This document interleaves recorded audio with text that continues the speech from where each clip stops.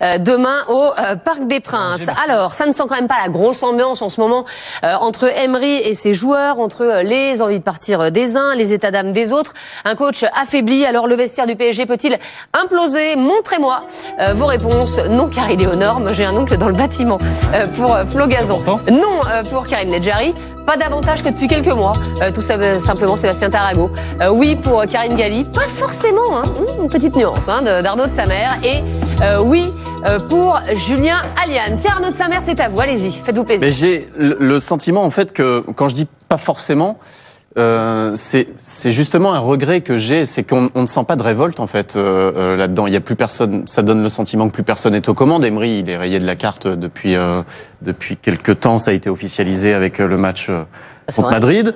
Et ça donne le sentiment que ça vivote dans ce vestiaire sans vraiment de personnes qui prennent les commandes à son compte et que ces gars-là savent qu'ils vont remporter tous leurs matchs dans l'Hexagone jusqu'à la fin de la saison et que voilà, que la saison est terminée. Donc, la Coupe du Monde. Donc les joueurs vont s'occuper de leur Coupe du Monde, ils vont attendre. Donc non, le vestiaire ne va pas forcément imploser, mais est-ce que c'est une bonne chose? J'en suis pas certain, justement. Est-ce que ce serait pas mieux de voir, justement, de la révolte, des mecs qui prennent les choses en main, qui gueulent un bon coup et qui se révoltent un petit peu, mais je crois pas que ce soit l'ambiance, non. Mais en tout cas, il y a eu pas mal de tensions, quand même, dans ce vestiaire depuis le début de la saison. Julien, vous allez justement nous rappeler quelles ont été ces tensions dans le vestiaire. Et le premier, tout le monde s'en souvient, c'est le penalty gate, bien sûr. Ça a fait la une de notre journal le 18 septembre dernier. C'était un match entre le PSG et Lyon. Souvenez-vous, Neymar qui veut piquer le ballon du penalty à Cavani. Le lendemain, le journal titre en une, le clash, le malaise observé entre Neymar et Cavani s'est poursuivi dans le vestiaire. Il a fallu l'intervention de plusieurs partenaires pour les séparer. Petite accalmie, on revient à début 2018. Les retards de Cavani et Pastore crispent un peu plus les relations dans le vestiaire. Le capitaine Thiago Silva, mécontent de ces retards, critique l'attitude de ses deux coéquipiers. Écoutez-le. C'était pas bon pour tout le monde. Mais nous sommes avec les deux. C'est un peu la différence de Pastore et Cavani. Pastore, je crois qu'il a dit au club qu'il voulait partir. C'est pour ça qu'à la fin, ils n'ont pas trouvé un accord. Mais comme Cavani, c'était un peu différent. Mais on doit rester concentré dans notre boulot qu'on doit faire. Et faire revenir le plus vite possible parce que c'est important pour le club.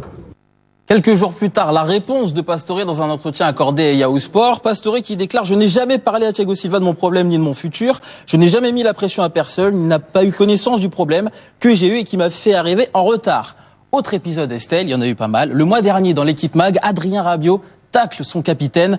Thiago Silva s'énerve parfois à la mi-temps ou à la fin des matchs. Quand cela ne s'est pas passé comme il l'aurait fallu, il peut vite monter dans les tours. C'est donc important dans ces moments-là que des joueurs prennent la parole pour calmer, rassembler, relativiser et apporter des ondes positives. Certains joueurs ont besoin de ça et pas forcément qu'on leur gueule dessus. Et puis, le 14 février dernier, match aller de Paris Saint-Germain entre le Real, les femmes de Thiago Silva et Di Maria, elles ont un peu critiqué les choix d'Unai Emery. On va prendre la femme de Thiago Silva qui déclare ceci: tactique, quelle tactique? Ou la femme d'Angel Di Maria: tes efforts, ton travail extra, tes buts, tes passes décisives, ta meilleure période égale le banc. Ambiance au PSG. Oui, ça commence à faire beaucoup quand même, Sébastien Tarago, pour un club qui finalement, normalement, a tout pour lui, quoi. Genre, en championnat, ils ont 14 points d'avance, ça se passait bien jusqu'à cette élimination au Real, mais finalement, on voit que depuis quelques mois, ça se passe pas si bien que ça. Oui, mais même si ça coûte cher sur les réseaux sociaux, parce que c'est fatigant les insultes que l'on reçoit, ça fait quand même des mois que plusieurs personnes ici, même si on n'était pas tous d'accord, rappellent que c'est le cas et que c'est compliqué, qu'avec l'entraîneur ça fonctionne pas. Moi j'aime bien la constance et la cohérence. C'est pas un match contre le Real Madrid qui va me faire changer d'avis. Et si j'avais été de l'avis inverse, j'aurais pas changé d'avis avec ce match-là. Il se trouve que ça fait des semaines et des mois que c'est compliqué. Ça veut pas dire que c'est le feu. Ça veut pas dire que c'est la guerre. Ça veut dire quoi, c'est compliqué? Parce que, par exemple, et pourquoi je réponds pas davantage que depuis quelques mois? Parce que chacun va se concentrer sur des objectifs individuels, premièrement, et que Neymar n'est plus là, et que Neymar cristallisait pas mal de petits soucis avec ses coéquipiers de devant, à tort ou à raison. Bien sûr. Mais Cavani et Mbappé commençaient à en avoir un peu assez, de pas recevoir forcément les ballons, et que bien sûr il y avait la colonie brésilienne qui, quand même, gravite autour de lui, ce qui est tout à fait logique. Donc, le fait qu'il soit plus là, qu'il y ait plus ces soucis-là, je pense que ça va pas exploser. Il y a juste cette finale de Coupe de la Ligue qui va créer un petit moment de tension dans la saison, et éventuellement une finale de Coupe de France. Mais sinon, tout ça n'a plus d'importance pour le Paris Saint-Germain et pour ces joueurs-là, quelque part. Je veux dire, le Paris Saint-Germain, puisqu'il ne cesse de répéter que c'est la Ligue des Champions et que la Ligue des Champions qui les intéresse. Oui, mais Seb, je suis d'accord avec tout ce que tu as dit, et notamment les objectifs Coupe du Monde pour tous les joueurs. Mais on a quand même vu, et Julien n'en a pas parlé, que juste après le match, il y a quand même eu la sortie de Draxler. Est-ce que vous voulez la réentendre? Oui, elle est forte. Alors, on va réentendre la sortie de Draxler, mais on va aussi entendre la réponse d'Unai Emery tout à l'heure. Et après, je continuerai si je peux. Évidemment. On écoute. Ja, unsensibel und ich habe es auch nicht ganz verstanden. C'était un manque de sensibilité et je ne l'ai pas bien compris du tout. Ce n'était absolument pas logique. Le but égalisateur n'a rien changé. Je ne sais pas vraiment ce qu'il s'est passé, mais ce que je peux vous dire, c'est que j'étais assez surpris et un peu en colère. Voilà, alors on devait entendre aussi la réaction d'Emery, on va l'entendre maintenant. C'était tout à l'heure en conférence de presse et il a un peu lancé la patate chaude à Enrique, vous allez voir. Bon, hier, on parlait avec Antero, et aussi Antero, il a parlé avec les joueurs. Je ne parlais pas avec les joueurs, j'ai parlé avec les collectifs hier, mais j'ai parlé un peu d'autre chose.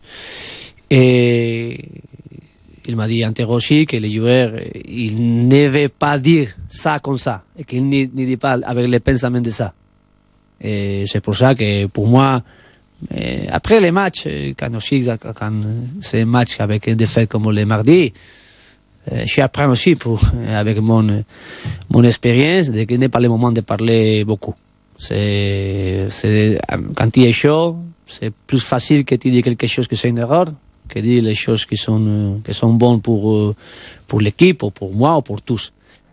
Parce que ça va continuer, c'est évident. Parce que là, on a eu Julian Draxler, mais les interviews vont continuer. Par exemple, Thomas Meunier, il va s'exprimer peut-être dans la presse belge. Cavani peut aller s'exprimer dans la presse uruguayenne, etc. Il va y avoir des interviews par rapport à la Coupe du Monde, et il y aura évidemment des questions pour revenir sur ce fiasco. Donc ça va continuer.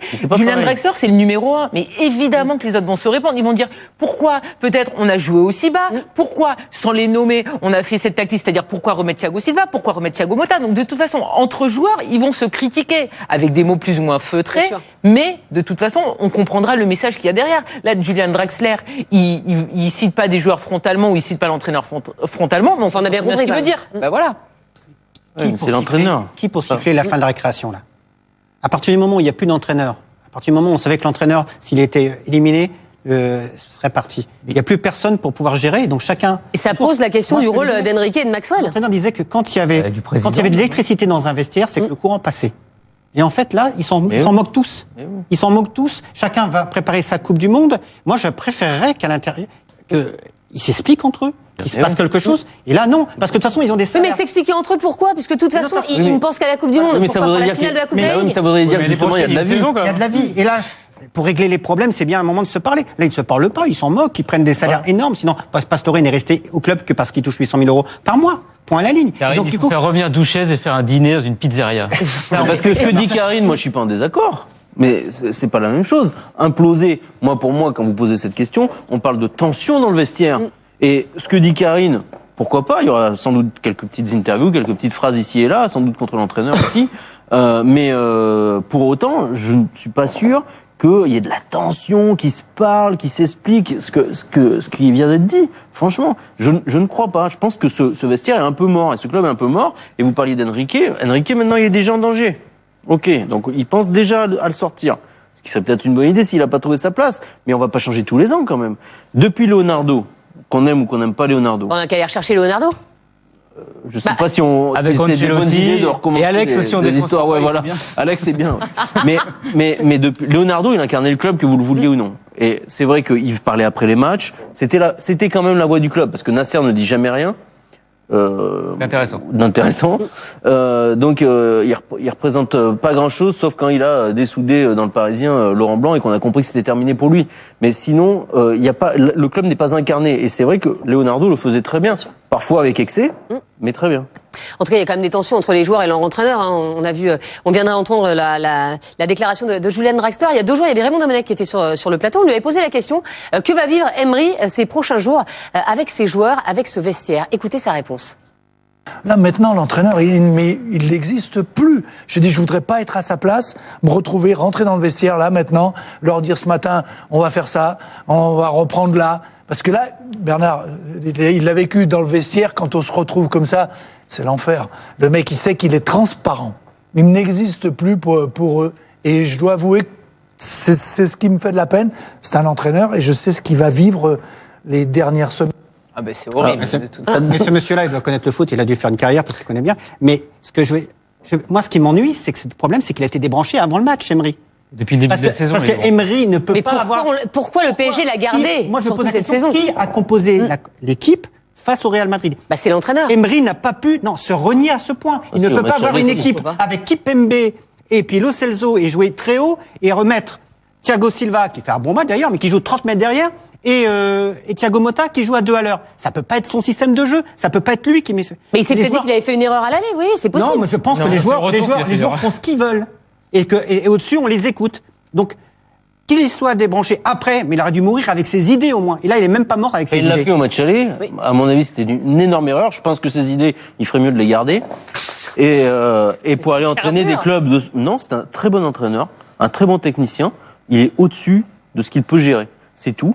Et vraiment, je pense qu'il y a des entraîneurs qui sont faits pour être brillants avec les Girondins de Bordeaux ou le FC Séville. C'est pas tout à fait le même club quand même, je le reconnais, mais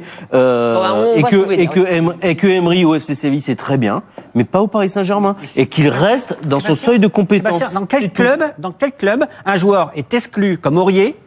Mais oui. Et que Laurent Blanc ne veut plus en maillot. C'est pas Emery, là. Non, mais je veux dire, c'est Emery, tout est Emery. Mais on en revient dans quel club on voit un joueur exclu par son entraîneur, l'entraîneur ne veut plus le voir et qui devient titulaire après pour Manchester City? Parce que dans ce club, il n'y a que 5 entraîneurs au monde aujourd'hui qui auraient suffisamment d'importance pour pouvoir le diriger. Non mais justement, tu dis ça. On a vu avec Carlo Ancelotti ce qu'il a subi. Tous les autres, ils ont subi. Et il y avait un tweeto qui me disait, mais aujourd'hui, même Guardiola voudrait pas venir au PSG. Mais évidemment qu'il voudrait pas venir au PSG, sachant ce qu'il ne pourrait pas faire. Mais peut-être que si c'était Guardiola, il pourrait le faire. Non, mais Guardiola, quand il arrive à City, il dégage Joe Hart, qui est un monument à City. Il dégage Yaya Touré, il met à la cave, qui est quand même un monument. Et Sergio Agüero, qui est le meilleur buteur de l'histoire de City, il passe son temps à le piquer, à le mettre sur le banc. Guardiola. Il est Pep Guardiola. S'il est Pep Guardiola au Paris Saint-Germain, je te garantis que c'est pas Unai Emery. Il est Pep Guardiola et on lui laisse faire ce qu'il décide et il recrute les joueurs qu'il veut et il fait ses choix. Et pourquoi le PSG ne laisserait pas faire ça, à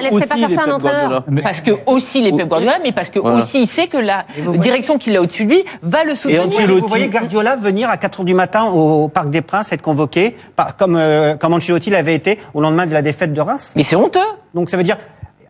Alors dans ces cas-là, ils auraient choisi un Diego Simeone plutôt qu'à Emery. Donc s'ils ont choisi Emery, ils savaient qu'Emery serait capable d'écouter ce qu'on lui dirait de faire.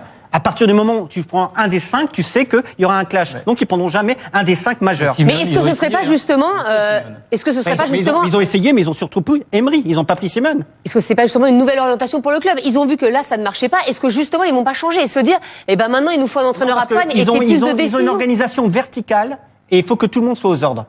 Et le problème, qu'à un moment donné, c'est pas au-dessus que ça se décide, c'est l'entraîneur. On va voir ce que